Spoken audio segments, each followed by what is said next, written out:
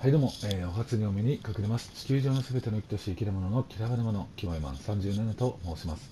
よろしくお願いいたします。というわけでして、今回ですね、お送りさせていただきます。タイトルはこちら、アサシンクリード、オリジンズディスカバリーツアーということで、そうですね、今回で動画の数的に言うと、13本目ということで、今回も頑張ってね、頑張ってというか楽しくね、こちらのシャディアちゃんとともに、古代エジプトの世界を楽しんでいきたいなと思います。で、ちょっとね、ごめんなさい、どうでもいいんですが、あと言い忘れました。毎回ね、冒頭で必ずね、言ってるセリフがあるんですよね。今回ちょっと忘れちゃったんで、ごめんなさい。今言い直しますね。いらないよっていう、ね、まあ、そう思われる方もおられるかと思うんですが、一応なんですみません。ようこそ砂と黄金の国、エジプトへ。はい、これを言いたかったです。はい、ごめんなさい。そうですね。何も関係ないですね。関係ない。というわけでですね、今回ですね、シャディアさんと、旅をする、ツアーをするのは、こちら。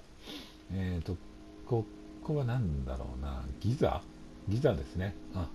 ギザを、ギザの大体この辺ですね、集中してるんですけど、ここら辺をね、今回は、ツアーしていきたいなと思います。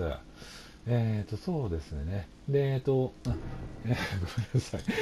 アサシンクリード、ディスカバリーツアーですね。やらせていただくときは、毎回ノーマイクで、ね、やらせていただいておりますので、今回もノーマイクでやらせていただきたいなと思います。また、終わりしなにですね、ご挨拶の方させていただきたいなと思いますので、何卒ご理解ご了承のほどよろしくお願いいたします。ではまた後ほど。推薦。バイバイ。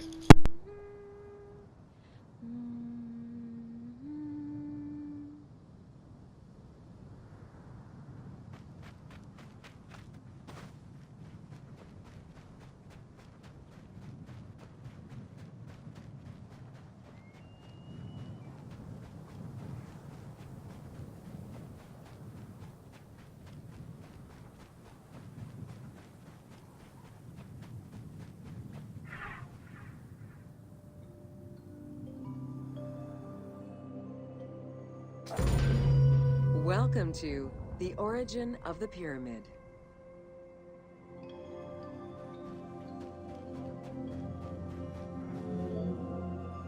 The origin of the word pyramid is controversial.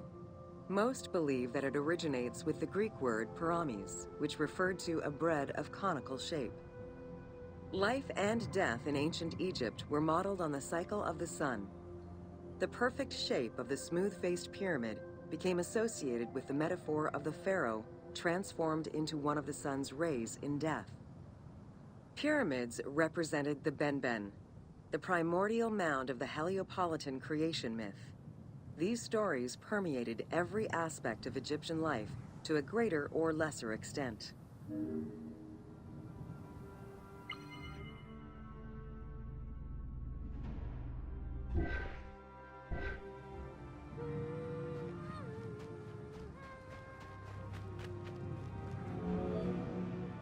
During the pre-dynastic period, the development of funerary practices was different, depending on whether one was located in Lower Egypt or Upper Egypt.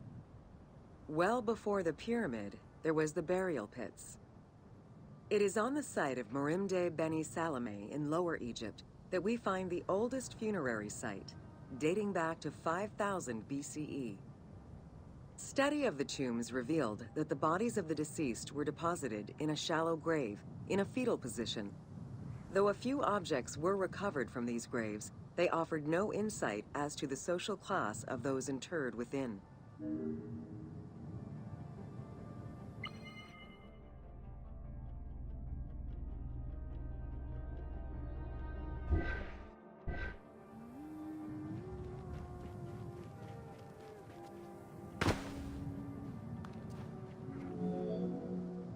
In Upper Egypt, pre-dynastic practices are easier to study, but reveal more complex funerary rites.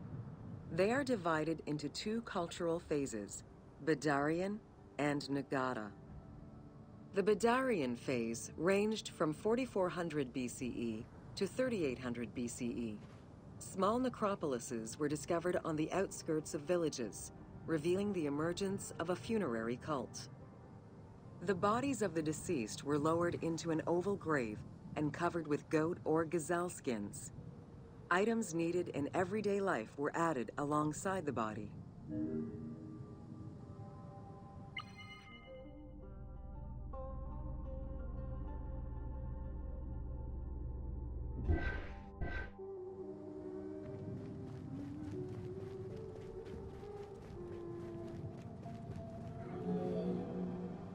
During the three Nagata periods ranging from 4000 BCE to 3510 BCE, funerary practices evolved in complexity.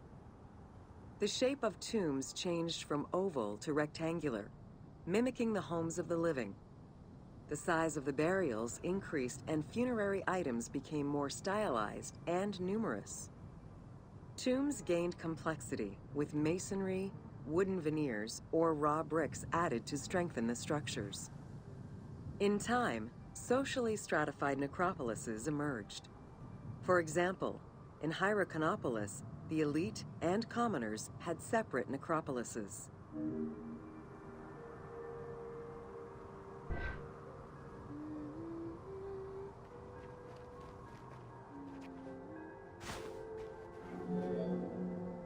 The term mastaba, meaning massive bench in dialectal Arabic, refers to a form of funerary architecture that was present in Egypt from the Archaic period to the Middle Kingdom. An evolution of the burial pit, mastabas were generally composed of two parts. A structure was built above the ground in the form of a massive rectangle with stepped walls, and a subterranean burial chamber was located underneath. Smaller mastabas often surrounded the much larger tomb of the king. These generally held the remains of the king's relatives and courtiers.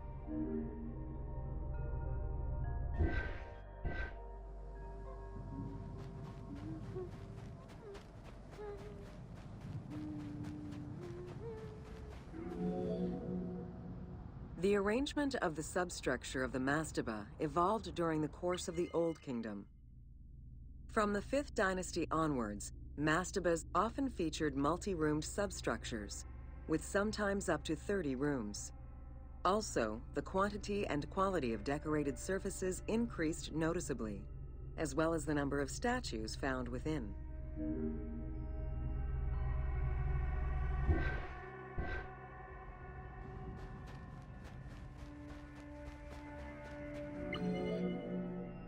The 6th dynasty would see art used to its utmost. The entire surface of a mastaba would be covered in scenes of daily life, illustrating the prosperity of those lucky enough to comfortably spend eternity near the pyramid of a pharaoh. The best example of this type of mastaba is the tomb of Mereruka in Saqqara.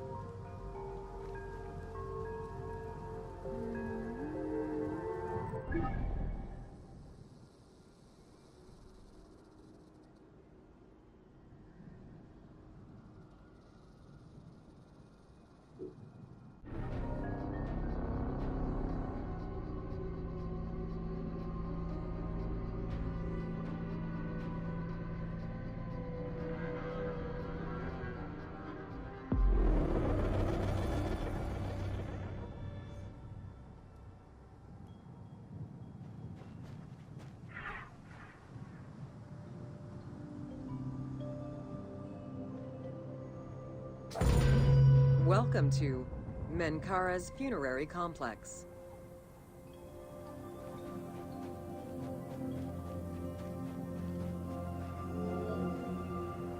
The dimensions of Menkaura's pyramid are much less grandiose. However, unlike its predecessors, Menkaura's pyramid shows a great deal of complexity in its internal and external finish. The outside was partially covered in red granite, while the internal walls were richly decorated. This latter innovation would not catch on until the end of the 5th dynasty, when pyramid texts began to adorn the walls.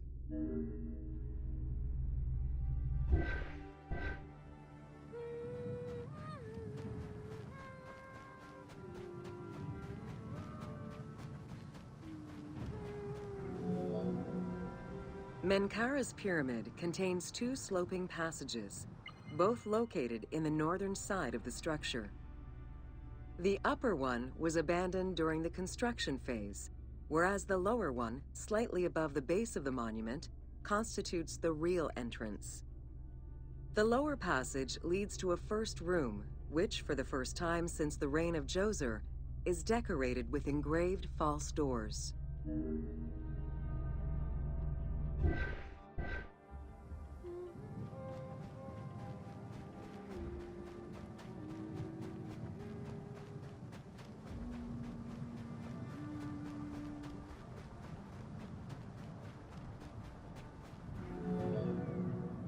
While Menkara's pyramid complex was unfinished at the time of his death, it was hastily and somewhat shabbily completed by his successor, Shepsakov.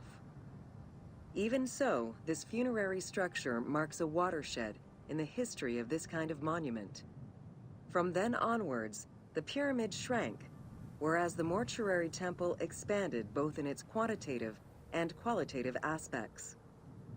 Of particular note, it is within Menkara's mortuary temple that one can find the heaviest block of limestone ever used for a pyramid complex, weighing in at over 200 tons.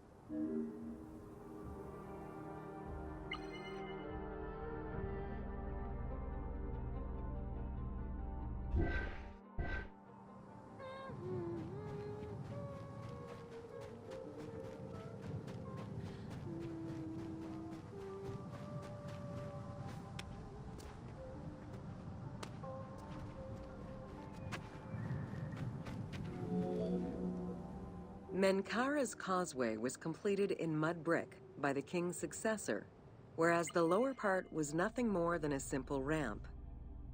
As for the Valley Temple, it was built in two phases. The foundations were first laid out in limestone during Menkara's reign, but the temple itself was completed in mud brick afterwards. As such, the Valley Temple was soon damaged and ended up being completely rebuilt during the 6th dynasty.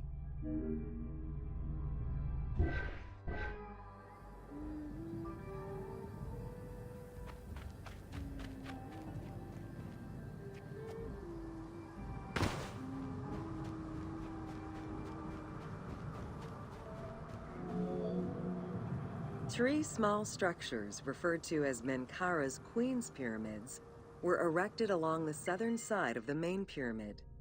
One of them was a smooth-faced pyramid, while the other two were more basic step pyramids.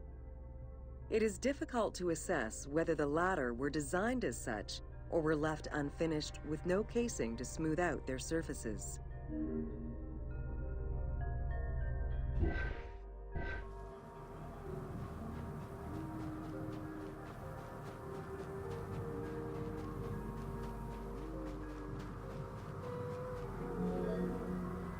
The easternmost pyramid was built with the traditional rooms and corridors found within a satellite pyramid meant to house the king's Ka. However, a granite sarcophagus was found within, leading to the conclusion that it was used as an actual tomb rather than as a symbolic cenotaph. Drawing on these observations, some assume that this pyramid was first built as a satellite pyramid for the king's Ka, before seeing its purpose change to that of a queen's tomb. Which queen, however, remains a mystery.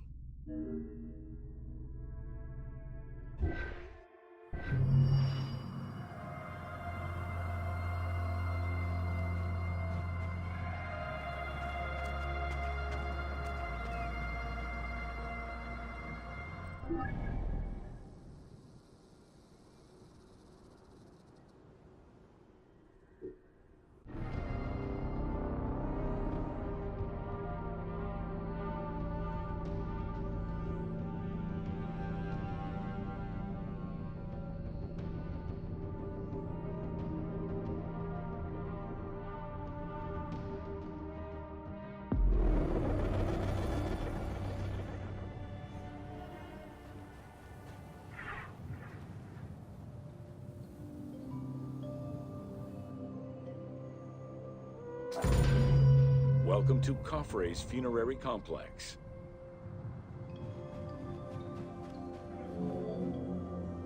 Since the very beginning of the 4th dynasty, mortuary temples were built adjacent to pyramids on the eastern side.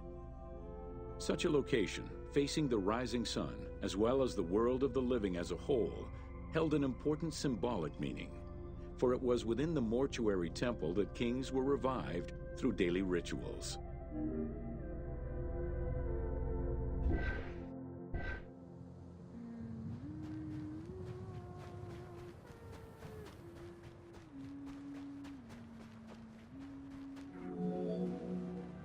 In its standard form, a mortuary temple was divided into 2 parts: a front area which consisted of a vestibule and a courtyard, and an area in the back, where all sacred elements were located. The back of the temple incorporated several essential features, including an inner sanctuary with a false door, which allowed the soul of the pharaoh to travel between the world of the dead and the world of the living.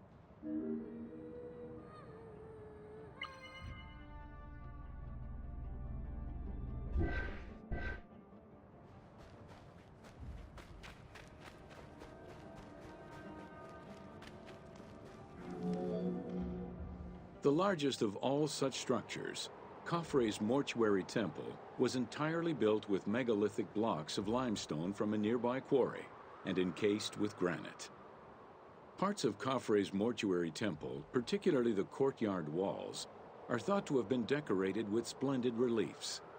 However, not a single image of the king has been discovered inside the mortuary temple.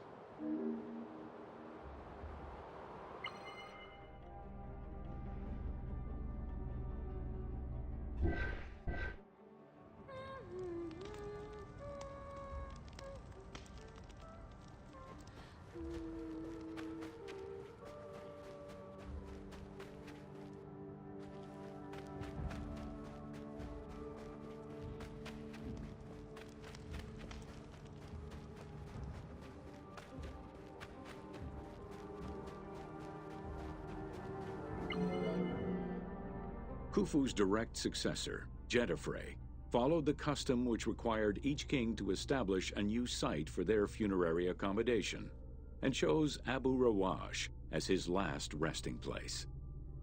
When the time came to build his own funerary complex, Khafre, also one of Khufu's sons and the successor to Jedefre, broke with tradition and returned to Giza.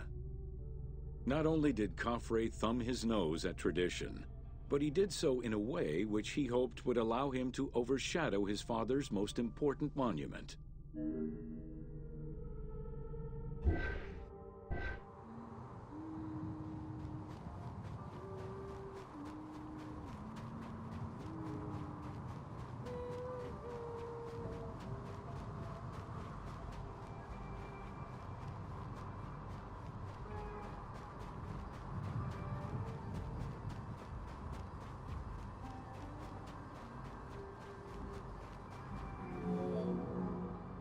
Though Khafre's pyramid is smaller than Khufu's, it was cunningly built on a more elevated bedrock layer than the Great Pyramid, making it appear higher than any other pyramid at Giza. Today, Khafre's pyramid is the only one among the 3 at Giza that still has the upper part of its limestone casing.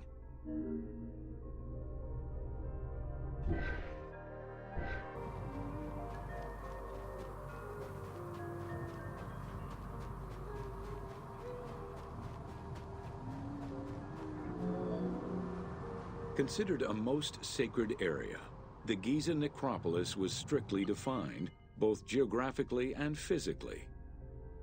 An 8-meter-thick Tura limestone wall completely surrounded the Great Pyramid.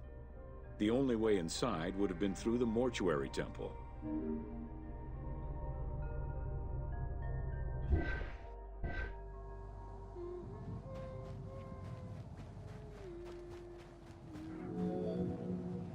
From the reign of Sneferu and onwards, the subsidiary pyramid became a common feature within the pyramidal complex. The function of the subsidiary pyramid, however, smaller in size and in height than the royal tomb, remains unclear, though some believe that it was meant to house the ka of the pharaoh.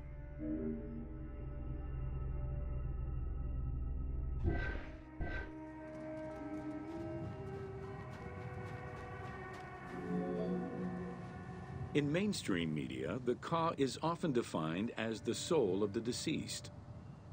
The truth is a bit more complicated. Within the ancient Egyptian funerary belief system, the ka was a component of a living person, which separated itself from the body at the time of death. It represented the deceased's vital essence. In order for the deceased to ascend to a new life, whether in this world or the next, the ka had to be embodied in a statue, and its existence maintained through offerings and rituals.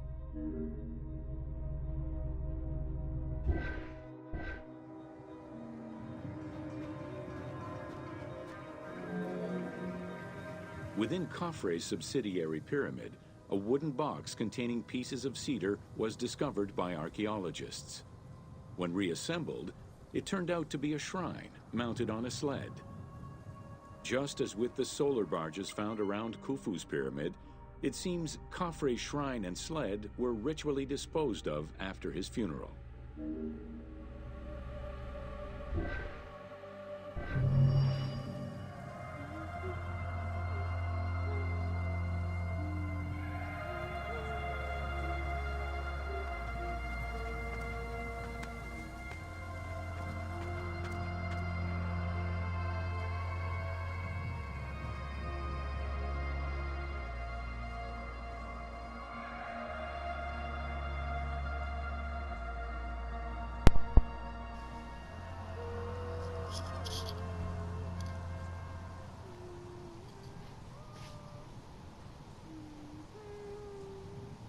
はい、というわけでして、今回ですね、気にも良さそうなので、この辺で終了させていただきたいなと思います。ここまでご視聴いただきまして誠にありがとうございました。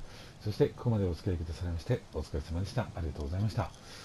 今回はそうですね、ギザ周辺というか、まだピラミッドとかね、総裁殿とか、そこら辺のね、文化の説明とかっていうのを今回は、勉強の方ね、させていただきました。そうですね、やっぱ結構あれなんですね、深いですね。なんていうか、俗っぽい言い方でね、ちょっとあれなんですけど、やっぱ深いですね。死生観というかね、古代のそのエジプトね、なんていうんですか、時代を生きていた方々、人たちっていうの死生観がね、端的にもすごくね、わかりやすくね、勉強できるのはすごくいいなと思いますね。本当に今回も楽しかったですね。本当にありがとうございました。